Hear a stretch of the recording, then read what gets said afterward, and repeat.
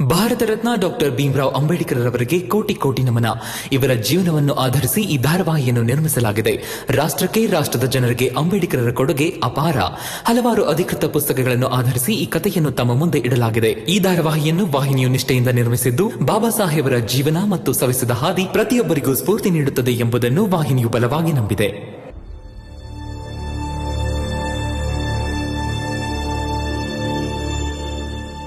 ಇಷ್ಟೆಲ್ಲ ಮಾತಾಡೋ ಅವಶ್ಯಕತೆ ಏನಿತ್ತು ಅವ್ರ ಮುಂದೆ? ಏನು ಸಾಯಿಸ್ಬಿಡ್ತಾರ? ನನ್ನ ಚಿಕ್ಕ ವಯಸ್ಸಿಂದನೂ ನಾನು ಇಂಥ ಎಷ್ಟೋ ಪ್ರಚಂಡ ಮೂರ್ತಿಗಳಂತವ್ರನ್ನ ನೋಡ್ಕೊಂಡೇ ಬಂದಿದ್ದೀನಿ. ಹೆಸರು ನೆನಪಿಲ್ದೇ ಇರ್ಬೋದು. ನಮ್ ಕತೆ ಏನಾದ್ರೂ ಬರೆಯಕ್ ಕೂತ್ರೆ ಬಹುಶಃ ಎಲ್ರ ಹೆಸರು ಬರೆಯಕ್ ಆಗದೆ ಇರ್ಬೋದು. ಆದ್ರೆ ಇಂಥ ಸಾವಿರಾರು ಕೈಗಳಿವೆ. ಬೆಂಕಿ ಹಚ್ಚೋದಕ್ಕೆ ಕಾಯ್ತಾ ಇರ್ತಾರೆ. ಅವಕಾಶ ಸಿಕ್ಕಿದ್ರೆ ಸಾಕು ನಮ್ಮಂತವ್ರಿಗೆ ಬೆಂಕಿ ಹಚ್ತಾರೆ. ಹಚ್ಚಂಗಿದ್ರೆ ಹಚ್ಬಿಡ್ಲಿ ನೋಡೋಣ.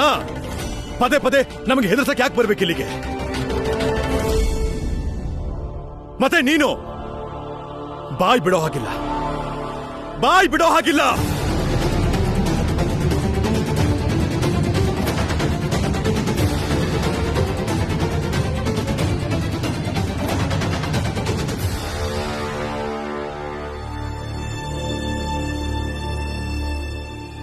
ಏ ಹುಚ್ಚಂಗ್ಸೆ, ಗಂಡ ಹೇಳ್ದಂಗೆ ಕೇಳ್ಕೊಂಡ್ ಬಿದ್ದಿರೋ ತಾನೆ? ಹಾಗೆಲ್ಲ ಮಾತು ಕೇಳೋ ಹೆಂಗ್ಸಲ್ಲ ಇವಳು. ಅವಳಿಗೆ ಎರಡೇಟ್ ಬೀಳುತ್ತಲ್ಲ, ಅವಾಗ ಜ್ಞಾನೋದಯ ಆಗುತ್ತೆ ಅಷ್ಟೇ. ಗಂಡ ಹೇಳ್ದಂಗ್ ಕೇಳೋದು ಹೆಂಡತಿ ಆದೋಳ್ ಕರ್ತವ್ಯ. ಅದೇ ಸತ್ಯ. ಪತಿಯೇ ಪ್ರತ್ಯಕ್ಷ ದೈವ.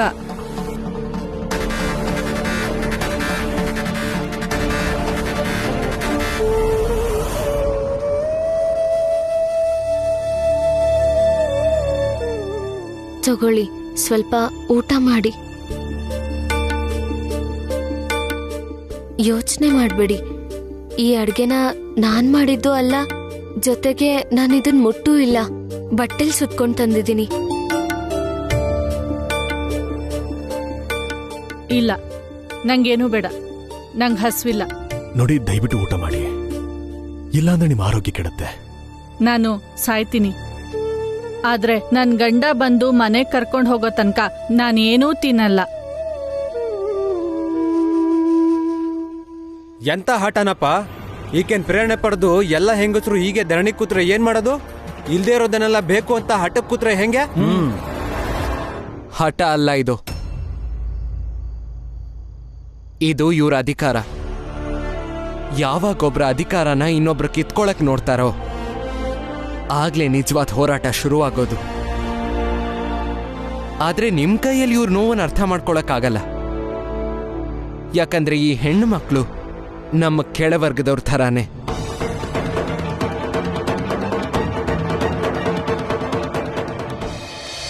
ಯೋಚನೆ ಮಾಡಿ, ದಮನಿತ, ಶೋಷಿತ, ಪೀಡಿತ ಮತ್ತು ಮಹಿಳೆ ಇವೆಲ್ಲ ಯಾಕೆ ಒಂದೇ ಥರದಲ್ಲಿ ಬರತ್ ಹೇಳಿ? ಯಾಕಂದ್ರೆ ನಾವೆಲ್ಲರೂ ನಮ್ಮ ಹಕ್ಕಿಗೋಸ್ಕರ ಹೋರಾಟ ಮಾಡ್ತಿರೋರು. ನೋಡಿ, ಸತ್ಯ ಏನಂದ್ರೆ ನಿಮ್ಮಂತ ಮೇಲ್ವರ್ಗದವ್ರ ಮನೇಲಿರೋ ಪ್ರತಿಯೊಂದು ಹೆಣ್ಮಗು ಕೂಡ ಕೆಳವರ್ಗದವ್ರ ತರಾನೇ ಬದುಕ್ತಿದ್ದಾರೆ.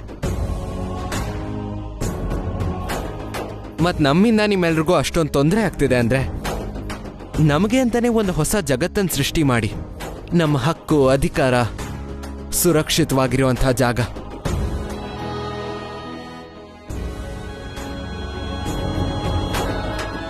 ನಾವಿಲ್ಲಿ ಯಾರ ಹಕ್ಕನ್ನು ಕಿತ್ಕೋತಿಲ್ಲ. ಅದ್ರ ಮೇಲೂ ನಿಮಗ್ ಸೇರ್ಬೇಕಾಗಿರೋದು ನಮಗ್ ಸೇರ್ತಾ ಇದೆ ಅಂತ ನಿಮಗನ್ಸಿದ್ರೆ, ನಿಮ್ಮ ಹಕ್ಕು ಕಿತ್ಕೋತಿದೀವಿ ಅನ್ಸಿದ್ರೆ, ದಯವಿಟ್ಟು ನಮಗೋಸ್ಕರ ಅಂತ ನಮ್ಮ ಹಕ್ಕನ್ನ ಚಲಾಯಿಸುವಂತ ಹೊಸ ಜಗತ್ತನ್ನ ಸೃಷ್ಟಿ ಮಾಡ್ಕೊಡಿ.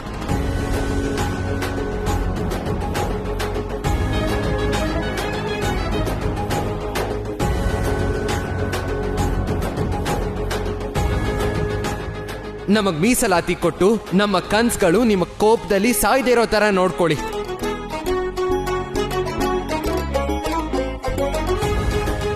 ಕೊಡಿ ಮೀಸಲಾತಿನ. ಮತ್ ನೆನ್ಪಿಡ್ಕೊಳ್ಳಿ, ಇವತ್ತಲ್ಲ ನಾಳೆ ನಾವು ನಮ್ಮ ಹಕ್ಕನ್ನ ನಾವು ಪಡೆದೇ ಪಡಿತೀವಿ. ನಾವು ಪಡಿತೀವಿ, ಈ ಹೆಣ್ಣು ಮಕ್ಕಳು ಪಡಿತಾರೆ. ಮತ್ತದಕ್ಕೆ ಇಲ್ಲಿರೋ ಪ್ರತಿಯೊಬ್ರು ಸಿದ್ಧರಾಗಿರಿ.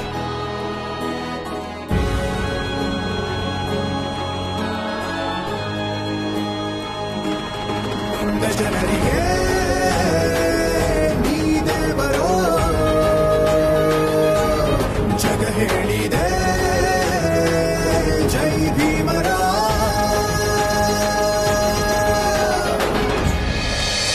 ಮೀಸಲಾತಿ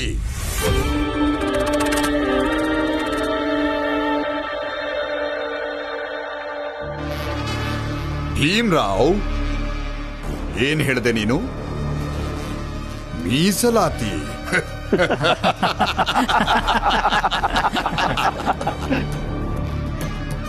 ನಾವು ಮೀಸಲಾತಿ ಕೊಡ್ಬೇಕಂತೆ. ನಿಮ್ಮನ್ನ ಸಮಾಜದ ಒಂದು ಅಂಗ ಅಂತಾನೆ ಭಾವಿಸಲ್ಲ ನಾವು. ನಿಮಗ ನಾವು ಮೀಸಲಾತಿ ಕೊಡ್ಬೇಕಾ? ನಿಮ್ಮನ್ನ ನಾವು ದೂರ ಇಟ್ಟಿದೀವಿ. ನಿಮ್ಮನ್ನ ರಕ್ಷಣೆ ಮಾಡೋದಕ್ಕೆ ಮೀಸಲಾತಿ ಕೊಡ್ಬೇಕಾ ನಾವು? ನೀವು ಕಾಣೋ ಕನಸುಗಳನ್ನ, ಆಲೋಚನೆಗಳನ್ನ ಬೆಳೆಸೋದಕ್ಕೆ ನಾವು ನಿಮ್ಗೆ ಭೂಮಿ ಕೊಡ್ಬೇಕಾ? ಭೀಮ್ರಾವ್, ವಿದ್ಯಾರ್ಥಿ ವೇತನ ಸಿಕ್ಕಿರೋ ಸಂತೋಷದಲ್ಲಿ ನಿನ್ ತಲೆ ಕೆಟ್ಟಿದೆ ಅನ್ಸುತ್ತೆ. ನಿನ್ ಚಿಂತನೆ ಯಾವತ್ತೂ ಫಲ ಕೊಡಲ್ಲ. ನನ್ನ ಚಿಂತನೆ ಫಲ ಕೊಡುತ್ತೆ ಪ್ರಚಂಡ ಮೂರ್ತಿಗಳೇ. ಒಂದಲ್ಲ ಒಂದು ದಿನ ನನ್ನ ಚಿಂತನೆ ಫಲ ಕೊಟ್ಟೇ ಕೊಡುತ್ತೆ ಅನ್ನೋ ನಂಬಿಕೆ ಇದೆ. ಯಾಕಂದ್ರೆ ಶತಮಾನಗಳಿಂದ ನಮ್ಮ ಮೇಲೆ ನಡೀತಾ ಇರೋ ಅನ್ಯಾಯನ ಯಾರ ಕೈಯಿಂದನೂ ಸರಿದೂಗ್ಸಕ್ಕಾಗಿಲ್ಲ. ಆದ್ರೆ ನಮ್ಮ ಮುಂದಿನ ಜನಾಂಗ ಗೌರವದಿಂದ ಬದುಕಬೇಕು. ಅವ್ರಿಗೆ ಅವ್ರ ಹಕ್ಕು ಸಿಗಬೇಕು. ಸಮಾಜದಲ್ಲಿ ಸಮಾನವಾಗಿ ಕಾಣಬೇಕು. ಮತ್ ಯೋಗ್ಯತೆಯ ಆಧಾರದ ಮೇಲೆ ಕೆಲಸ ಸಿಗಬೇಕು ಅಂದ್ರೆ ಮೀಸಲಾತಿ ಅನಿವಾರ್ಯವಾಗಿರಬೇಕು.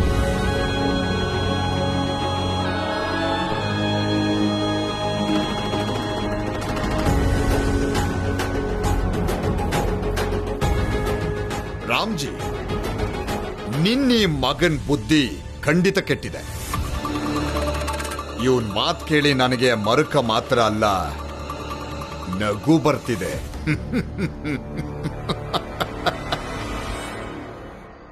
ಇದೇ ಸಮಸ್ಯೆ ಪ್ರಚಂಡ ಮೂರ್ತಿಗಳೇ. ಇವ್ರ ಮಾತ್ ಕೇಳಿ ಎಲ್ರೂ ಆಡ್ಕೋತಾರೆ. ಒಂದಿನ ಇವ್ರ ಮಾತು ನಿಜ ಆದಾಗ ನಿಮ್ಮಂತ ಜನರ ಅಹಂಕಾರ ಮುರಿದು ಹೋಗುತ್ತೆ.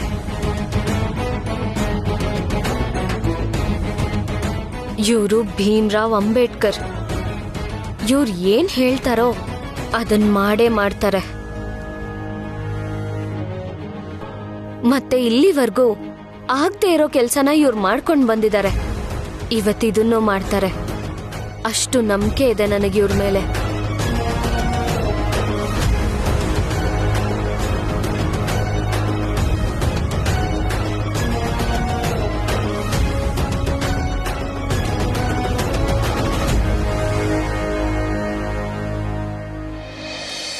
ನಾವು ಪ್ರಾಣ ಆದ್ರೂ ಬಿಡ್ತೀವಿ, ಆದ್ರೆ ನಿಮ್ಮ ಜಾತಿಯವರಿಗೆ ಮೀಸಲಾತಿ ಮಾತ್ರ ಖಂಡಿತ ಕೊಡೋದಿಲ್ಲ. ಪ್ರಚಂಡ ಮೂರ್ತಿಗಳು ಸರಿಯಾಗಿ ಹೇಳ್ತಿದ್ದಾರೆ. ಮೀಸಲಾತಿ ಕೊಡದೇ ಇರೋದಕ್ಕೆ ನಾವು ಪ್ರಾಣ ಬಿಡಕ್ಕೂ ಸಿದ್ಧ, ಜೀವ ತೆಗಿಯಕ್ಕೂ ಸಿದ್ಧ. ಸರಿ ಬಿಡಿ.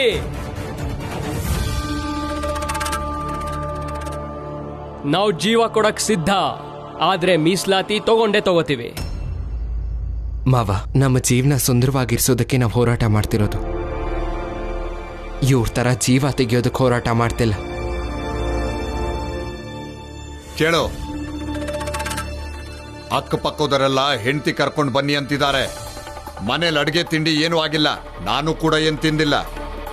ನೀನು ಹಸ್ಕೊಂಡಿದ್ದೀಯಾ ಅದಕ್ಕೆ. ಪ್ರಚಂಡ ಮೂರ್ತಿಗಳೇ, ನಾವು ಊಟಕ್ಕೋಸ್ಕರ ಹೋರಾಟ ಮಾಡ್ತಿಲ್ಲ, ನಮ್ಮ ಗೌರವಕ್ಕಾಗಿ ಹೋರಾಡ್ತಿದ್ದೀವಿ. ಮುಚ್ಚು ಬಾಯಿ.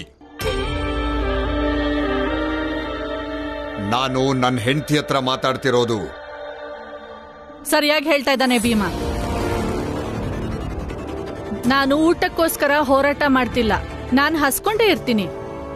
ನಿಮ್ಗೆ ಅಕ್ಕಪಕ್ಕದವ್ರು ಯಾರೋ ಕೊಡ್ತಾರೆ ಬಿಡಿ.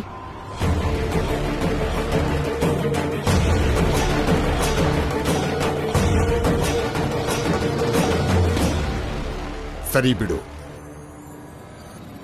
ಇನ್ಮೇಲೆ ಯಾರು ಈ ಕಡೆ ಬರೋ ಹಾಗಿಲ್ಲ. ಹೇಗಾದ್ರೂ ಬಿದ್ದು ಸಾಯ್ಲಿ ಬಿಡಿ.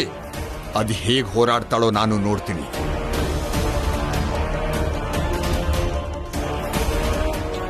ನೀವೆಲ್ಲರೂ ಇನ್ನು ಮನೆಗೆ ಹೊರಡಿ ಹೊರಡಿ ಹೊರಡಿ.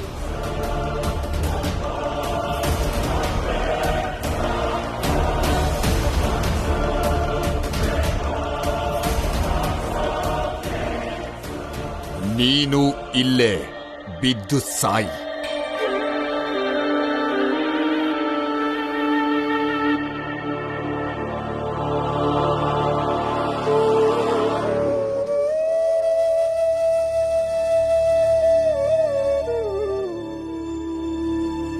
ನೀವು ದಯವಿಟ್ಟು ಊಟ ಮಾಡಿ. ನಿಮಗೆ ಹೋರಾಟ ಮಾಡಕ್ ಶಕ್ತಿ ಬೇಕಲ್ವಾ? ಊಟ ಮಾಡಿಮ್ಮ.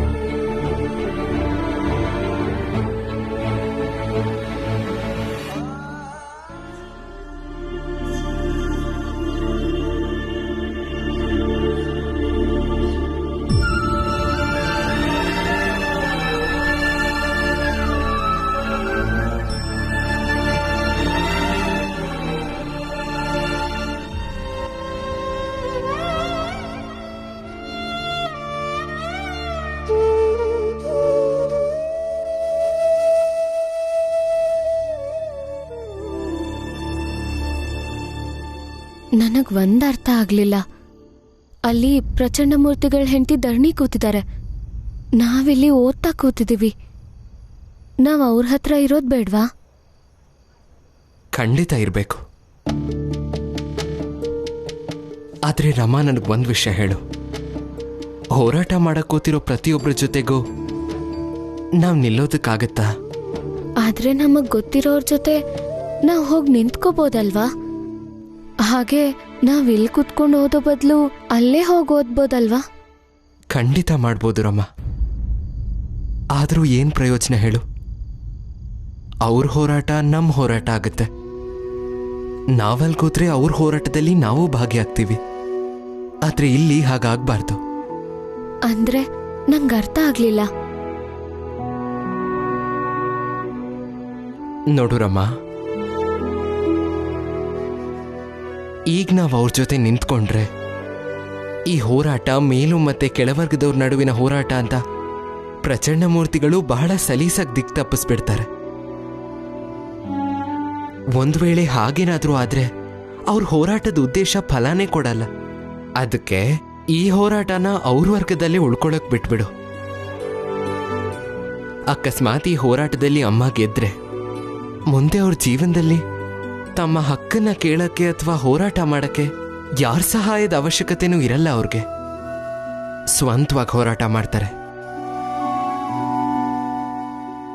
ಇನ್ನೊಂದು ಮುಖ್ಯವಾದ ವಿಷಯ ಏನಂದ್ರೆ, ಪ್ರತಿಯೊಬ್ಬ ವ್ಯಕ್ತಿನೂ ತನ್ನ ಜೀವನಕ್ಕೋಸ್ಕರ ತಾನೇ ಸ್ವತಃ ಹೋರಾಟ ಮಾಡೋ ಥರ ಇರಬೇಕು. ಅವ್ರ ಹೋರಾಟ ಅವರೇ ಮಾಡ್ಲಿ ಬಿಡು. ಈಗ ನೀನು ಓದು, ನನ್ನನ್ನು ಓದಕ್ ಬಿಡು.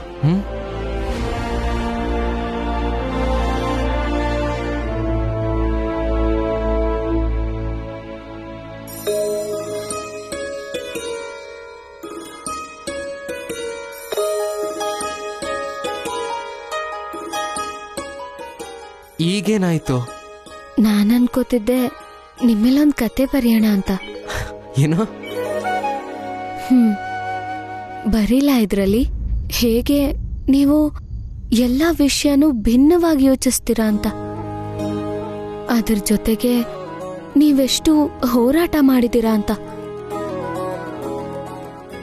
ಆಮೇಲೆ ನೀವು ಎಷ್ಟು ಕಷ್ಟ ಅನುಭವಿಸಿದ್ದೀರಾ ಅಂತ. ಇದನ್ನೆಲ್ಲ ಬರೆಯೋ ಅವಶ್ಯಕತೆ ಏನಿದೆ ರಮ್ಮ? ಯಾಕಂದ್ರೆ ನಮ್ಮ ಜಾತಿ ಜನರಿಗೆ ಏನೆಲ್ಲ ಕಷ್ಟ ಬಂದಿದೆಯೋ ಅದೇ ಕಷ್ಟ ನನಗೂ ಬಂದಿರೋದು. ನಮ್ಮ ಜಾತಿಯ ಯಾವುದೇ ವ್ಯಕ್ತಿ ಜಗತ್ತಿನ ಯಾವುದೇ ಮೂಲೆಯಲ್ಲಿ ಕಷ್ಟ ಪಡ್ತಾ ಇದ್ರು ಆ ಕಷ್ಟ ನಂದು ಸಹ. ಮುಂದೆ ನಮ್ಮ ಜಾತಿಯವ್ರ ಬಗ್ಗೆ ಯಾರೇ ಏನೇ ಬರೆದ್ರು, ಓದಿದ್ರು, ಕೇಳಿದ್ರು, ಅರ್ಥ ಮಾಡ್ಕೊಂಡ್ರು ಅವೆಲ್ಲದರಲ್ಲೂ ನನ್ನ ಅಸ್ತಿತ್ವ ಇರುತ್ತೆ.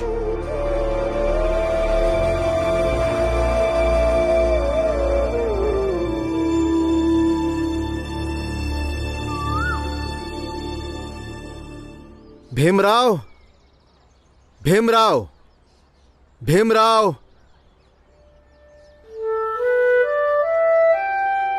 ನಮಸ್ತೆ, ಹೇಳಿ. ಭೀಮರಾವ್, ಈ ಪುಸ್ತಕ, ನೋಟ್ ಬುಕ್ಕು, ಪೆನ್ನು ಮಹಾರಾಜರು ಕಳಿಸ್ಕೊಟ್ಟಿದ್ದಾರೆ ನಿನ್ನ ಓದಿಗೆ.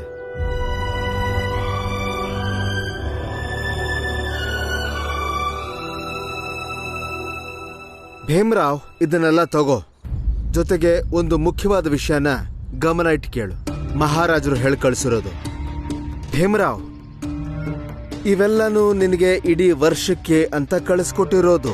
ಇದರ ಹೊರತಾಗಿ ಮಹಾರಾಜರ ಕಡೆಯಿಂದ ನಿನಗಿನ್ಯಾವುದೇ ಪುಸ್ತಕ ಆಗಲಿ ಪೆನ್ ಆಗಲಿ ಕೊಡೋದಕ್ಕೆ ಸಾಧ್ಯನೇ ಇಲ್ಲ. ಸರಿ,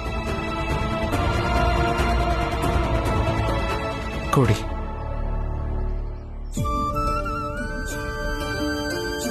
ಹುಷಾರು ಹುಷಾರು. ನಾವ್ ಸಹಾಯ ಮಾಡ್ತೀವಿ, ಬಾ ನಡಿ ಒಳಗಿಡೋಣ ಇದನ್ನ.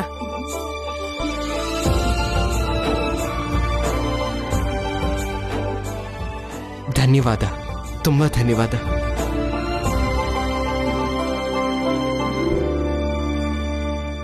ನಡಿ ಭೀಮಾ, ಒಳಗಿಡೋಣ, ನಡಿ.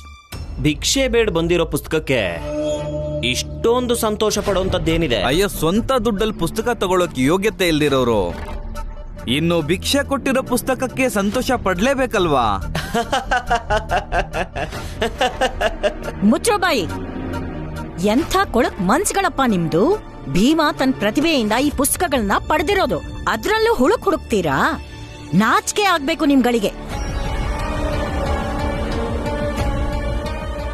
ನಡಿ ಭೀಮಾ, ಒಳಗ್ ನಡಿ.